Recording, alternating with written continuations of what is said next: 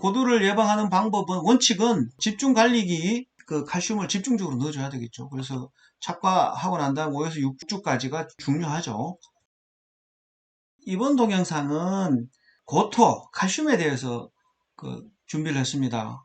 정산 억제라는 그 환경하고 칼슘이 흡수되는 그런 메커니즘에 대해서 설명을 드리기로 하겠습니다. 내용이 쉽지는 않을 건데 한번 들어두시면 도움이 되지 않을까. 그 다음에 칼슘 결핍이 고도가 왜 오는지에 대한 메커니즘을 쉽게 이해할 수 있고 그걸 극복하기 위해서 어떤 방법을 선택해야 될지 제가 한번 소개해 드리기로 하겠습니다. 고도 정산과 정산 억제, 정산하고 고도하고 뭔 관계가 있을까?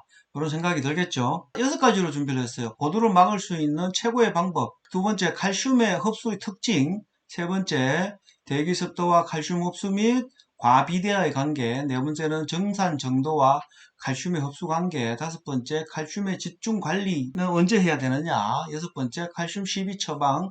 결국은 어떻게 해야 칼슘을 제대로 흡수할 수 있는가에 대해서 설명을 드립니다. 고도 방지를 위한 최고의 방법은 세 가지입니다. 일단 입에 있는 기공을 통한 정산량을 줄여야 됩니다. 두 번째는 렌틸셀의 미세균열을 줄여야 되고 세 번째는 칼슘이 과일 내에 보정되는 양을 많게 해야 됩니다. 그래서 집중 관리기는 어떻게 되냐면 개화하고 20일에서 40일 정도가 제일 중요합니다.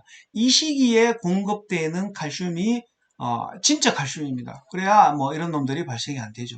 그 다음에 비대 초기, 그 다음에 세 번째가 고온기 유지 관리를 어떻게 할 것이냐, 착색 이후에는 어떻게 할 거냐. 근데 이제 대부분 보면 장마가 끝나고 난 다음에 그렇게 이제 칼슘제를 많이들 주시려고 애를 쓰는데 상황은 80% 이상 끝났다고 보셔야 돼요. 그 시점은. 여기서 제일 중요한 게 잎 기공의 정산을 낮추는 거예요.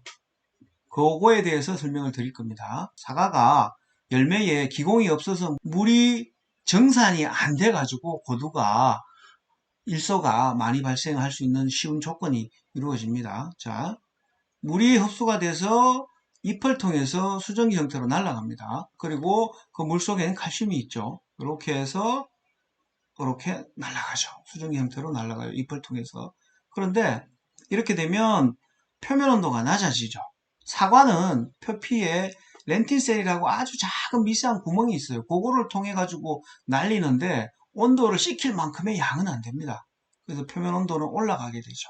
그리고 칼슘이 저기까지 공급되기가 쉽지가 않죠. 정산작용과 칼슘의 이동인데 요거는 앞에 다른 동영상에서도 말씀을 드렸지만 요거는 제가 일본에 가서 갔을 때 샀던 책자에 있었던 자료. 배추를 한쪽은 그냥 랩을 안 씌우고 한쪽은 랩을 씌웠어요. 그래서 정산을 억제했다는 거죠. 그리고 방사선 동위원소를 넣어가지고 칼슘이 어떻게 움직이냐 봤더니 랩을 안 씌운 것들은 위쪽으로 많이 이렇게 이루어졌어요. 물이 이렇게 올라간다는 얘기죠. 근데 정산을 안 하면, 정산을 못하게 해놓으면 온몸으로 이렇게 칼슘이 전이가 된다는 그런 얘기예요. 그래서 칼슘은 정산류에 의해서 움직입니다. 뒤에 이제 모식도 하나 보여드릴 건데 칼슘의 이동량은 결국 정산이 얼마가 되느냐가 결국은 좌지우지한다는 얘기죠. 칼슘 흡수 메커니즘입니다. 정산류예요. 정산류라는 거는 식물이 물을 빨아가지고 잎을 통해서 정산을 하면서 쭉 빨리 올라가는 그 얘기를 하는 거예요. 근데 모식도입니다. 보시면 칼슘하고 물하고 이렇게 칼슘이 저렇게 움직이죠. 정산에 의해서 움직여서 괄호도 가고 그렇게 되죠. 이렇게 되는 거죠. 여기 이제 싱크라 그러죠. 그 다음에 칼슘은 정산작용을 해서 도관을 통해서 이동이 됩니다. 그 다음에 정산작용이 활발한 조직, 특히 입이죠. 당연히 입이겠죠.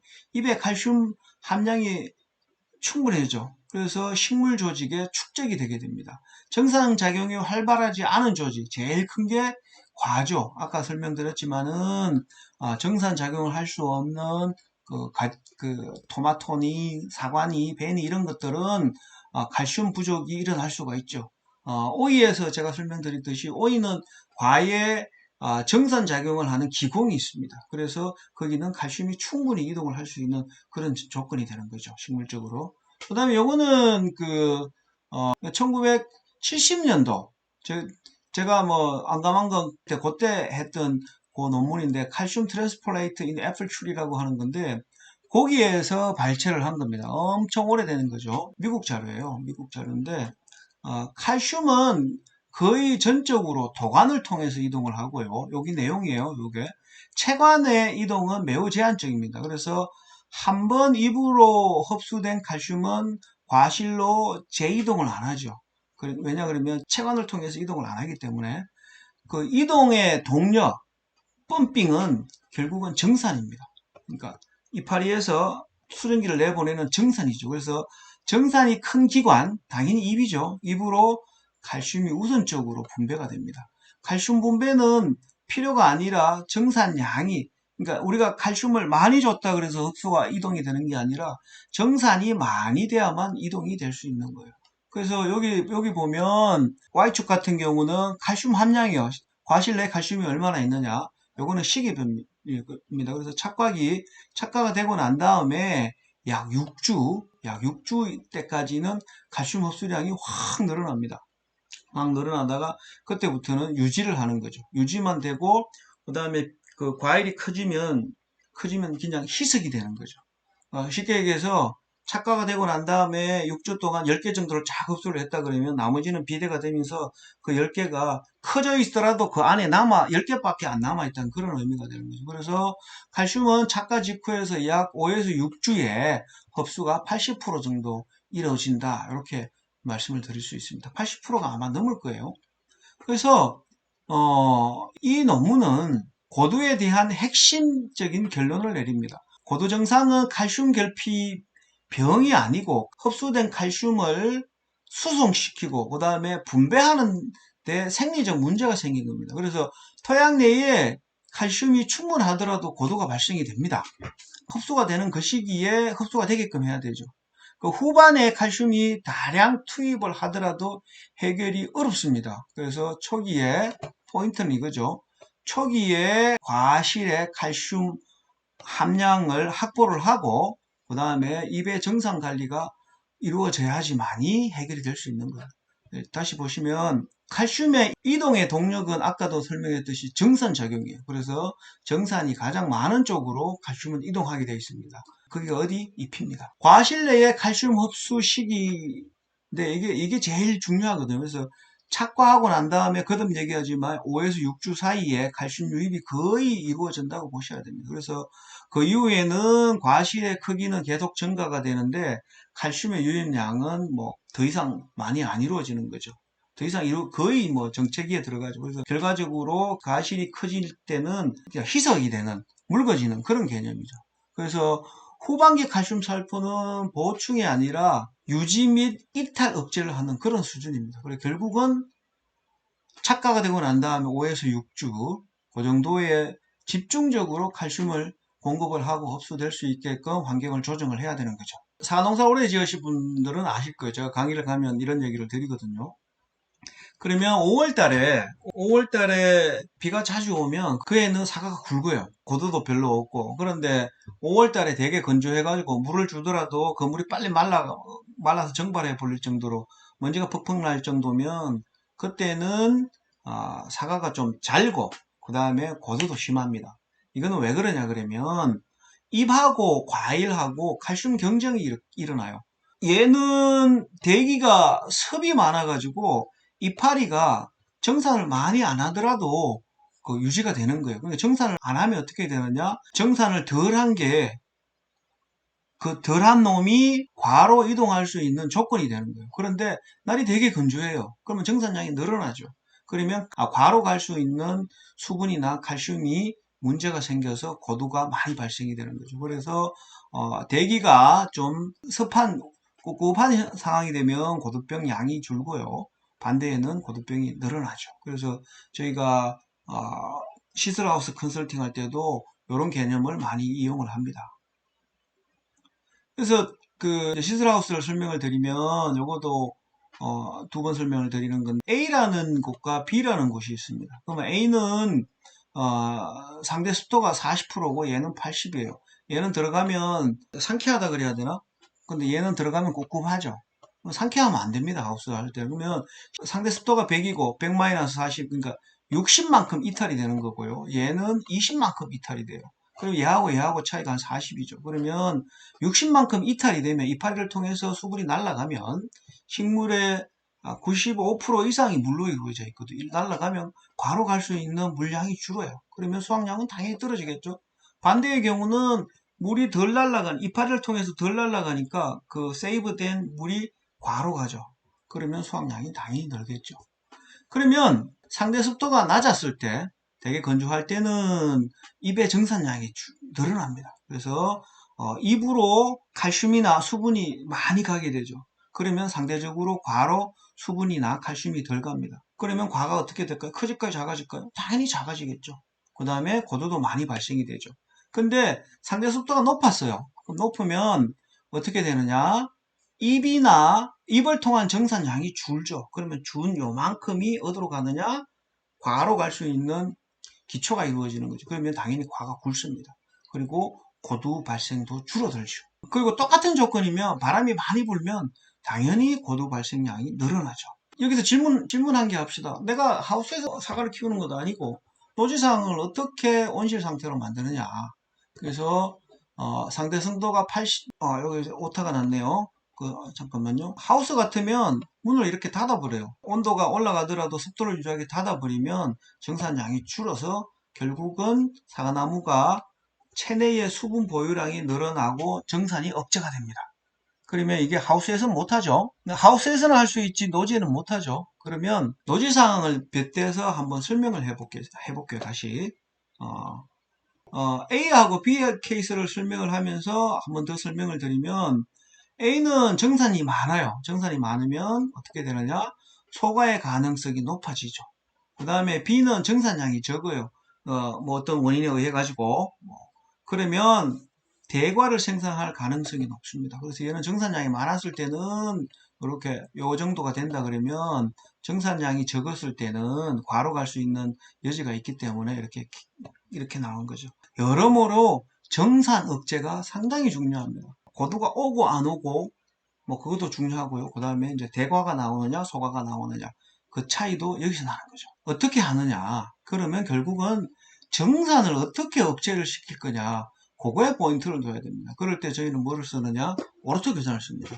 그 오르토 규산은 저희가 이제 오르토 규산에 유기칼슘이 아미노산이 들어있는 그런 제품을 살포를 해주면 얘는 세포 속 입자가 작은 것들은 세포 기공을 통해서 흡수가 되고요. 당연히 아미노산 같은 것도 흡수가 되겠죠.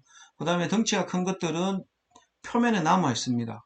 이 표면에 남아 있어 가지고 햇볕을 반사시키기도 하고 그 다음에 들어간 놈은 조직을 단단하게 만들어서 결국 어떻게 되느냐? 정산이 억제가 됩니다. 조직이 단단해지니까 당연히 일소에도 효과가 있죠. 그거에 비해서 플러스 거기에 이제 정산이 억제가 되니까 이제 뒤로 넘어가면 정산이 이제 이렇게 억제가 됩니다. 이파리가 억제가 되면 정산을 덜 해도 되기 때문에 과로 갈 수 있는 물의 양이 늘어나죠. 그러면 어떻게 되느냐? 칼슘도 따라 들어갈 수가 있죠.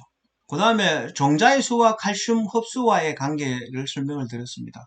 요거는 1990년도 논문이거든요. 결국은 종자수가 5개 이상이면, 그러니까 수정이 잘 돼서 5개 이상이다. 그러면 과의 직경도 크고요. 그 다음에 칼슘 흡수량도 많습니다. 그래서 종자가 수정이 잘 안 돼가지고 종자수가 적으면 한 200ppm 정도 되는데 5개 이상이면 220ppm 이상 체내에 보유를 하고 있는 거죠. 다시 이제 정리를 하자면 종자는 강력한 흡수원이 되는 거죠. 종자는 여러 이유에 의해 가지고 종자는 결국은 칼슘을 땡겨오는 그런 흡수원이 되는 겁니다. 종자의 수가 많을수록 직경이 커지고 과실 내에 칼슘 농도도 증가가 됩니다. 그래서 단순히 큰 과일 내에 칼슘 양도 늘어납니다. 그래서 종자가 많으면 칼슘 유입 자체가 증가가 됩니다. 초기 칼슘 흡수기하고 종자의 역할을 보면 사과 과일의 칼슘 흡수는 착과 후 6주 내외에서 대부분 결정이 납니다. 종자가 많을수록 과실의 생리적 활성이 높고 칼슘을 끌어당기는 힘이 많아집니다. 그래서 뭐가 중요하다? 수정이 잘 되는 게 중요하죠. 수정이 잘 안 되는 거는 초기에 칼슘 보유량이 적기 때문에 후반에 갈수록 고도가 나올 수 있는 가능성이 높아지죠. 요거도 이제 뭐 추가적으로 설명을 드리는 거예요. 제가 말씀을 다 드린 거고요. 요거는 이제 그래프로 그려봤습니다. 그래서 6주 정도 됐을 때 칼슘의 흡수량이 많다. 그 다음에 C가 많을수록 칼슘 농도가 많다.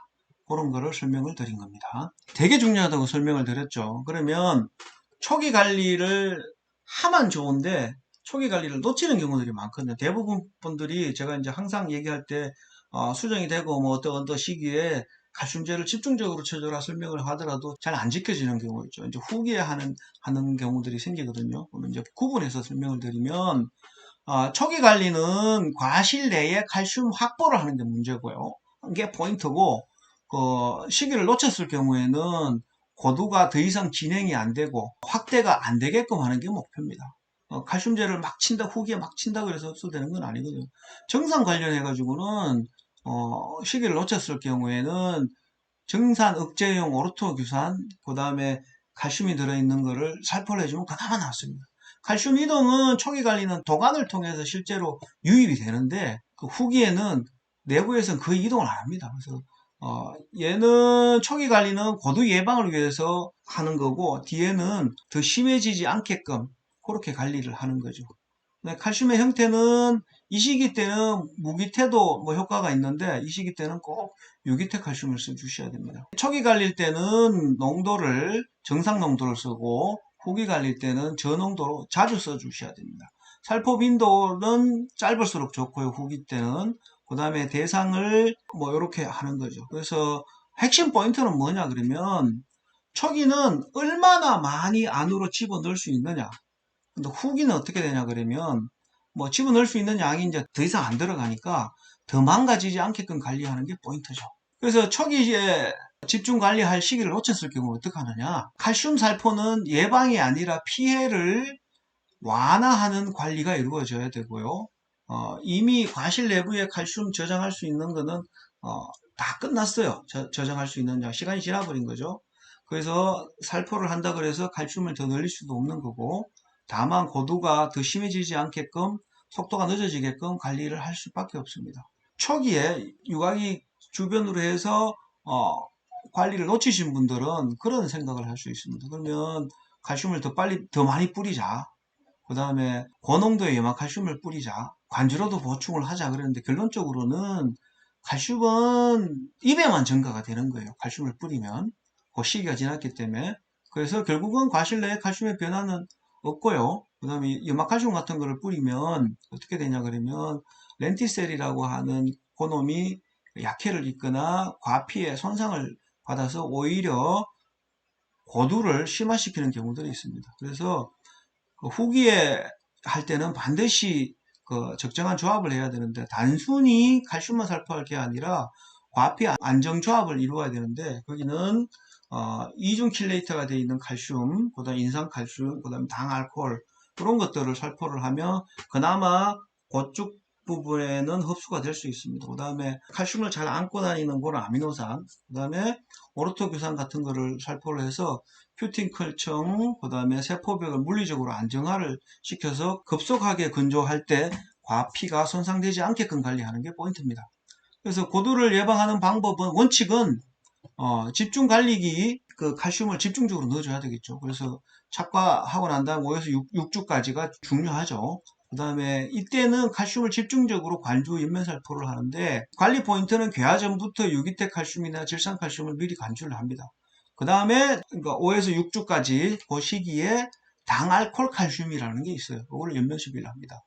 추천을 드리면 유기태 인산칼슘은 인피니트 칼이라고 해서 얘는 1000평에 하나 정도 간주를 합니다. 인면살포도 500리터에 500이나 1리터 넣어가지고 하고요. 그 다음에 요거 당알콜 칼슘인데 얘는 이름은 강세포, 셀포스라고 하는 건데 요거는 여담으로 드리면 저희가 중국 회사 거를 카피를 한 겁니다. 저희가 이제 당도리를 수출하는데 그 회사 갔더니 3월 달에 그 책꽂이에 있던 부사를 주는데 아우 막 되게 단단하더라고. 그래서 얘기를 해봤더니 이런 걸 했더라고. 그래서 저희가 수입을 하려고 했는데 수입이 잘 안 돼가지고 저희가 역으로 카피를 했습니다. 그런 제품이에요. 고도를 예방하기 위한 방법 중인데 집중 관리기기를 놓쳤을 경우가 있어요. 그러니까 초기에 관리를 해야 되는데 관리를 못했어요. 후기에 그럼 어떻게 해야 되냐? 일단 놓쳤는데 그러면 손 놓고 있을 수는 없잖아요. 그러면 관리 포인트는 흡수가 용이한 인산칼슘제를 사용합니다. 그 다음에 정산을 억제해서 조직이 강해지는 자재를 접목을 하는데, 자재는 이렇습니다. 그래서 아까 설명을 드린 인산칼슘이나 강세포 같은 걸 써주고, 여기에 플러스로 정산을 억제하는 일소탄탄간을 써주시는 거죠. 지금까지 쭉 설명을 해왔지만, 정산이 억제가 되면 잎으로 가야 될 물들이, 여분들이 과로 갈 수 있거든요. 그러면 그나마 나아집니다. 그래서 그렇게 관리를 하시면 고도가 더 이상 확산 안 되게끔 그렇게 관리하실 수 있을 겁니다. 지금까지 좀 어려우면 어렵다고 하는 내용인데, 결론적으로 얘기를 드리면 잎 관리를 잘해야 됩니다. 잎 관리를 잘하고 잎이 물을 빨리빨리 아니라 천천히 날릴 수 있게끔 자재를 쓰거나 관리를 해주고, 그 다음에 항상 뭐든지 타이밍이라는 게 있거든요. 타이밍 맞게끔 칼슘을 공급을 해주면, 특히 이제 가뭄 같은 경우는 고도 때문에 문제인데, 그런 고도를 많이 예방할 수 있을 거라고 생각이 들고 현장에서도 그렇게 하고 있습니다. 영농하는데 도움이 되었으면 하는 마음으로 동영상을 마치도록 하겠습니다. 농톡스 박수원이었습니다. 감사합니다.